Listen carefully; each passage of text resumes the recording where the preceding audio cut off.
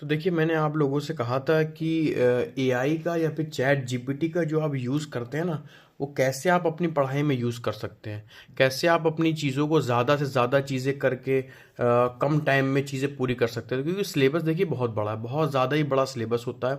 और सिलेबस को पूरा करते करते साल भर 6 महीने या फिर मान के चलिए 8 महीने तो लग ही जाते हैं। तो उसमें क्या होता है कि आपको जो मैंने प्रोसेस बताया कि सिलेबस देखो पहले, फिर उसके बाद बाकी चीज़ें देखो, तो प्रोसेस सबका सब वही रहेगा आपका। जो मैंने आपको बताया था अभी, वो सारा का सारा प्रोसेस रहेगा वही। पर आपको करना कैसे है, चैट जीपीटी का इस्तेमाल करके या फिर क्या बोलते हैं एआई का इस्तेमाल करते, वो मैं आपको अच्छे से बता रहा हूँ। क्योंकि जो कोचिंग वाले होते हैं ना, वही चीज़ें यूज़ करके आपको प्रोवाइड कर रहे हैं। और आप उसमें बहुत ही ज़्यादा चीज़ें देखकर आप हो जाते हैं परेशान कि इतना लंबा सिलेबस है, इतनी सारी बुक्स है। अब देखिए होता क्या है कि सिलेबस जब भी आप देखते हैं पूरा का पूरा, लगभग 22 पॉइंट या फिर 20 पॉइंट का तो रहता ही है। ठीक है। तो 22 पॉइंट का और 20 पॉइंट का सिलेबस है। जब आप इसके नोट्स वगैरह आप जब बनाते हैं या फिर आपको कोचिंग वाले जब आपको देते हैं, तो ये लगभग मान के चलिए 200 से 250 पेज के तो आपकी ये पूरी बुकलेट दे देते हैं आपको कि ये भैया ये बुकलेट है और इसी के अंदर से आएगा। तो जाहिर सी बात है कि उन्होंने क्या करा कि सारा का सारा इंपॉर्टेंट भी दे दिया, नॉन इम्पॉर्टेंट में दे दिया, कि उनको जब रिजल्ट आए तो वो ये बोल सकें कि देखो मैंने तो भैया सब कुछ दिया था और मेरी बुक से आया है और मेरी ही बुक से सब कुछ आता है। अरे भैया तुम 250 पेज का दे दिए हो, बच्चा कैसे पढ़ पाएगा? 2 महीने 3 महीने के अंदर नहीं पढ़ पाएगा ना। तो मैंने आपको क्या बताया था पहले वो देखिए, और मैंने कैसे अपना ये 3 मंथ के अंदर सारा का सारा जो सिलेबस था मैंने ख़त्म करा अपना। कैसे करा? चैट जीपीटी की मदद से करा। चैट जीपीटी की हेल्प से मैंने के सारा के सारे नोट्स मेकिंग करे, और नोट्स मेकिंग करके मैंने पेपर भी दिया और हो भी गया। अब करना कैसे है इसको, ये आप देखिए। देखिए आपके पास जो बुक्स वगैरह आपको दी है ना, पहले तो नोट्स की बात नहीं हो रही है, पहले तो बुक्स की बात हो रही है। बुक्स तो तकरीबन आपके मान के चलिए 500 से 600 पेज की हैं। कब तक पढ़ते रहेंगे? 500 से 600 पेज को आप 50 पेज में ला ही नहीं सकते। वो कैसे लाएंगे? वो शॉर्ट नोट्स के रूप में लाएंगे आप। अब शॉर्ट नोट्स कैसे करना है आपको, वो मैं आपको बताता हूँ चैट जीपीटी की हेल्प से। देखिए अच्छे से सुनिएगा सारी बातें। बहुत ही साल 2 साल लगभग मेहनत करके ये सब चीज़ें मैंने निकाली हैं। तो कोई भी चीज़ को वेस्ट मत करिए, अपनी भी और मेरी भी। तो क्योंकि टाइम की कमी रहती है मेरे पास भी और आपके पास भी, क्योंकि आपको पढ़ाई करना, मुझे भी बहुत सारे काम करने, जॉब करनी है। तो उस वजह से टाइम को वेस्ट ना करते हुए सिर्फ पॉइंट टू पॉइंट बातों पर रहिए। पॉइंट टू पॉइंट जब बातों पर रहेंगे तो आपका भी सिलेक्शन होगा, और मेरे लिए भी खुशी की बात होगी कि मेरे जो साथ के दोस्त लोग हैं या फिर आप लोग हैं जो एस्पिरेंट है वो सिलेक्ट हो रहे हैं। वो ज़्यादा सही रहता है। तो देखिए करना क्या है, मैंने जो पहली वीडियो बनाई थी, क्या बोलते हैं ये वाली, कि सिलेबस को देखते हुए, पीवाईक्यूज़ को देखते हुए आप पहले तो अपना सिलेबस आइडेंटिफाई कर लीजिए। तो अब करना क्या है आपको, देखिए मैं आपको फिर से एक बार बता देता हूँ सारी चीज़ें।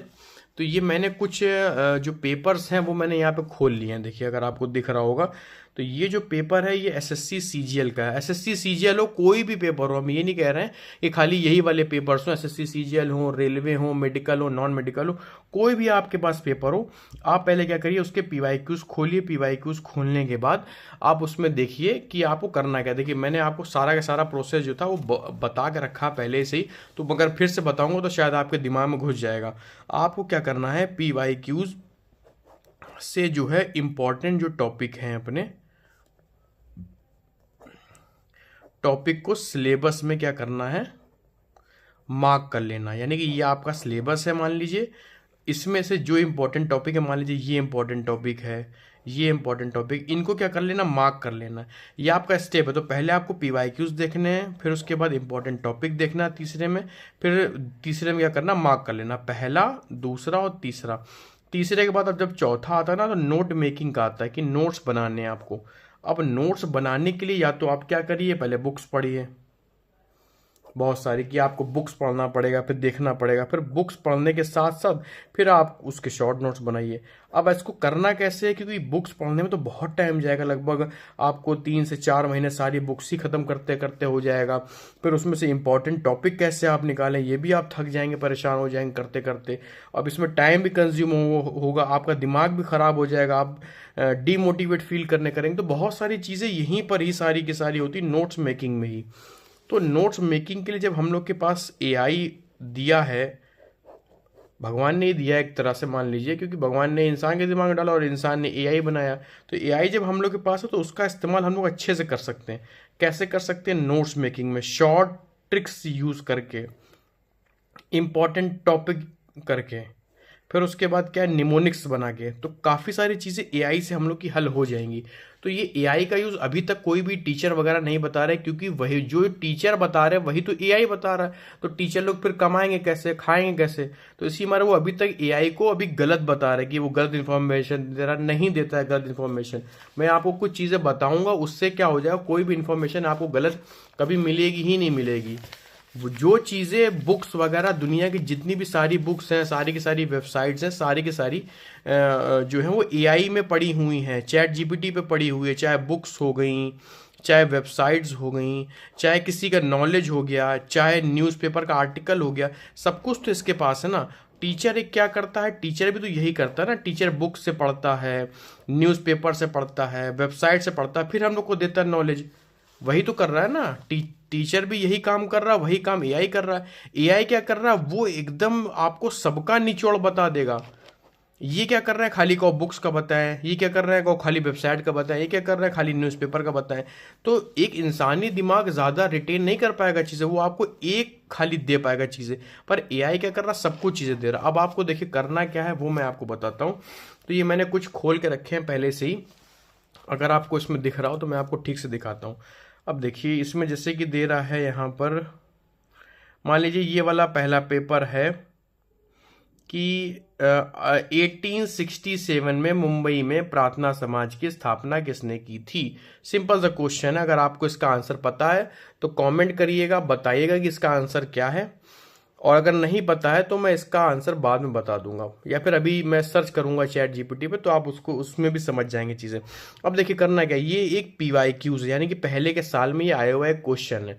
इस क्वेश्चन को अब क्या करना है, आपको देखना है अच्छे से कि हाँ भाई इसमें क्या पूछा गया। प्रार्थना समाज से पूछा गया है। प्रार्थना समाज क्या था, कुछ ऑर्गेनाइजेशन थी जो कि क्या बोलते हैं 1857 के बाद जो बनी थी, और वो लोगों की हेल्प के लिए बनी थी, कि उनकी आवाज़ उठाने के लिए। तो प्रार्थना समाज उसी का एक पार्ट है। इसका आंसर 4 ऑप्शन दिए। अब देखिए चारों ऑप्शन में आपको चारों के बारे में पता होना चाहिए।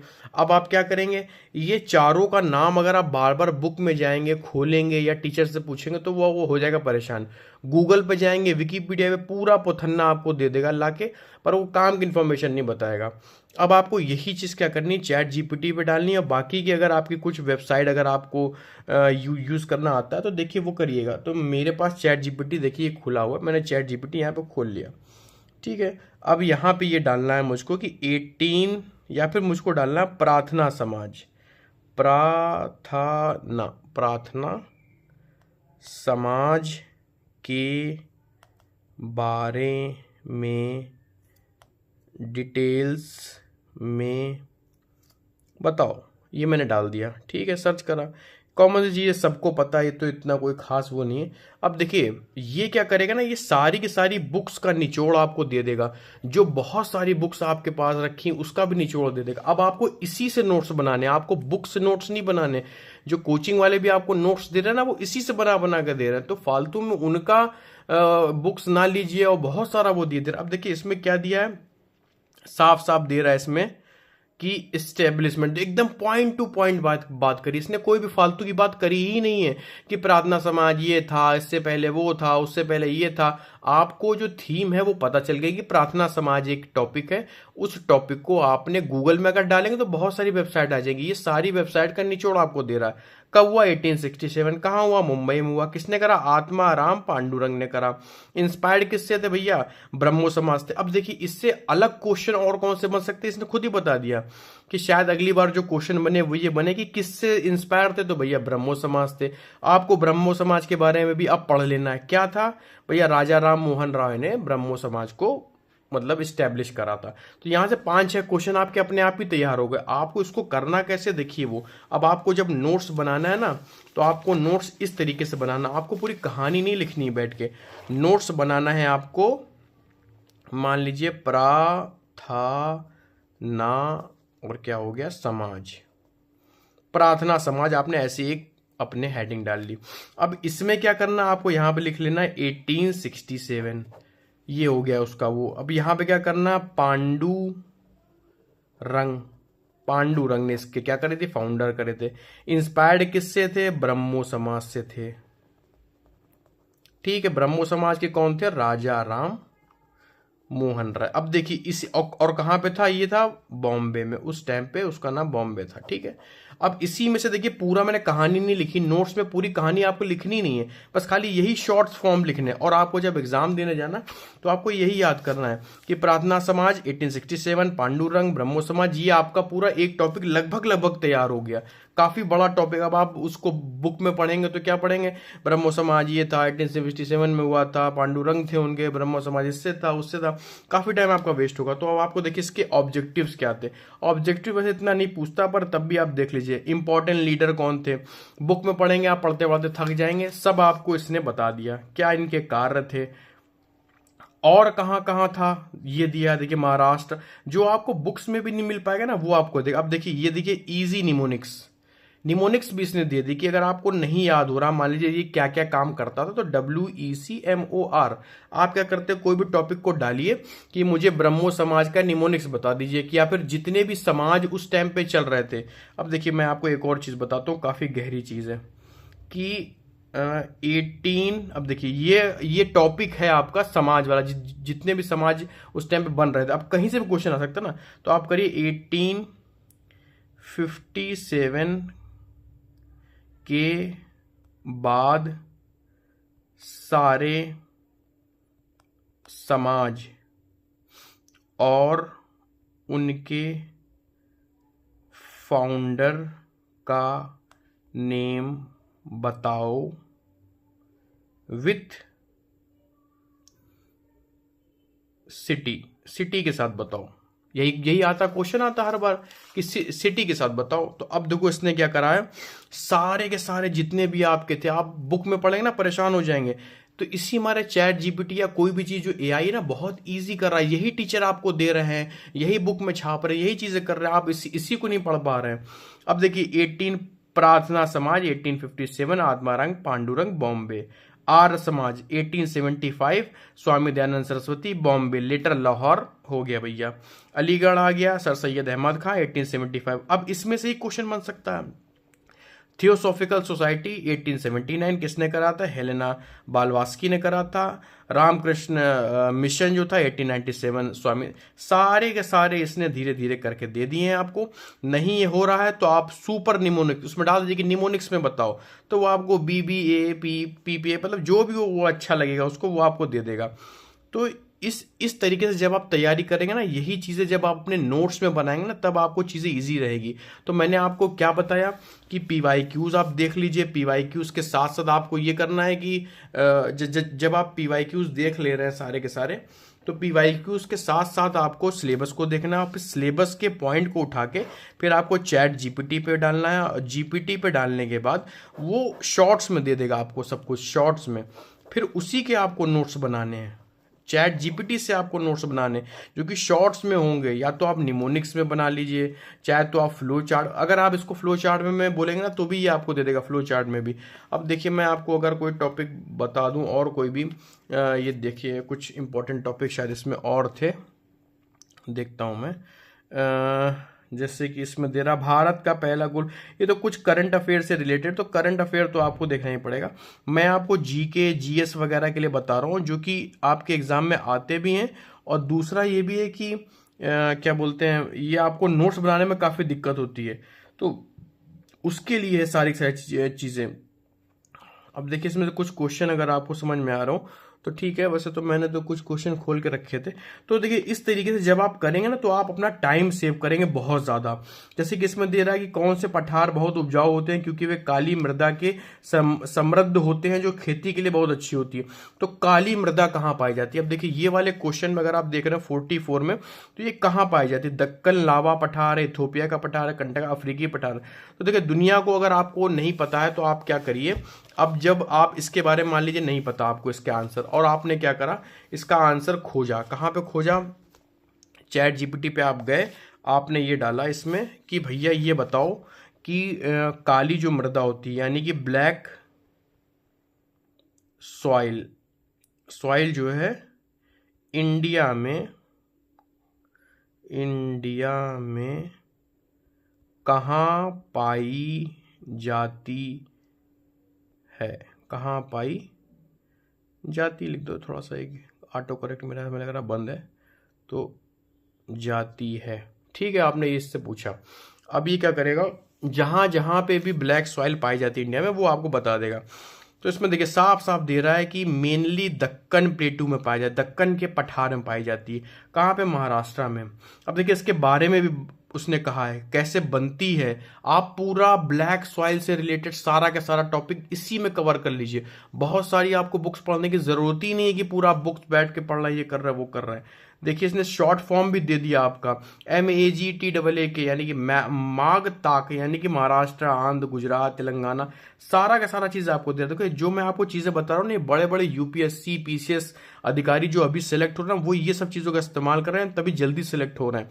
और अगर आपको सिलेक्ट होना तो आप ऐसी तैयारी करिए, वो किताबें आप लेके याद कर रहे हैं, टीचर ने दे दिया 100 याद करो, सुबह उठ जाओ 5 बजे। अरे नहीं याद करना सुबह उठ के यार, जब आपका मन करे तब आपको करना है चीजें। तो जब आप ऐसे करेंगे ना तभी आपकी चीजें बदलेंगे, तो तभी कुछ होगा भी आपका, वरना उसी जंजाल में आप फंसे रहेंगे ना तो आपको कुछ होना भी नहीं है। एक मिनट जरा, तो जब आप चीजें देखेंगे और करेंगे ना तभी आपकी चीजें बदलेंगी। तो टेक्नोलॉजी का यूज करिए। और क्या, और देखिए अगर आपको याद करना है कि किस किस टाइप की सॉइल, देखिए सॉइल जो है वो आपका टॉपिक है ज्योग्राफी का, इसका मतलब कि सॉइल से कहीं से भी क्वेश्चन आ सकता है। तो अब ये डालिए, किस टाइप्स की सॉइल्स इंडिया में पाई जाती है। ठीक है, आपने डाल दिया। आपको बहुत ज़्यादा बुक पढ़ने की ज़रूरत है ही नहीं कि आप पूरा बुक पढ़ रहे हैं, आप पूरे में परेशान हुए जा रहे हैं, ये पढ़ना है वो नहीं पढ़ना है, कुछ नहीं पढ़ना है आपको। बस ChatGPT का इस्तेमाल करना, सारी बुक्स का वो आपको निचोड़ देगा जो आपके एग्जाम के लिए ज़रूरी है। ठीक है, उसने दे दिया एल्यूवियल सॉइल, जलोढ़ मिट्टी कहाँ पाई जाती है भैया, ऊपर साइड पाई जाती है। फिर क्या, ब्लैक सॉइल कहाँ पाई जाती है, दक्कन के पठार में पाई जाती है।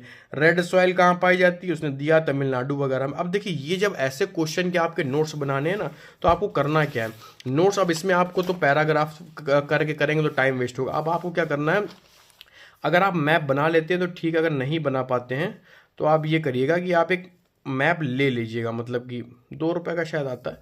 अब आपको क्या करना है, देखिए इस वाले एरिया में जितनी भी मिट्टी होगी वो कौन सी होगी, एल्यूवियल होगी। एल्यूवियल क्यों होगी, क्योंकि यहाँ से बहुत सारी रिवर्स निकल रही है, इसी हमारे यहाँ पे एल्यूवियल होती है। ये वाला जो एरिया है यहाँ पे कौन सी, यहाँ पे ब्लैक है। तमिलनाडु का एरिया क्या है आपका, यहाँ पे रेड है। यहाँ पे कौन सी, यहाँ पे डिजर्ट वाली है।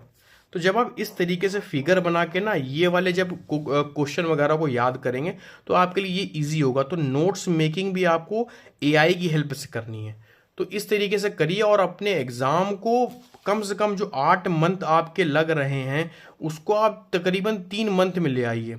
3 मंथ में आपकी तैयारी पूरी हो जाएगी। 2 लोग तैयारी कर रहे हैं, ठीक है, 2 लोग तैयारी कर रहे हैं, ठीक है। ये आपके 2 दोस्त हैं मान लीजिए, एक क्या करता है कोचिंग जाता है रोज, और एक क्या करता है घर में बैठ के AI के साथ करता है।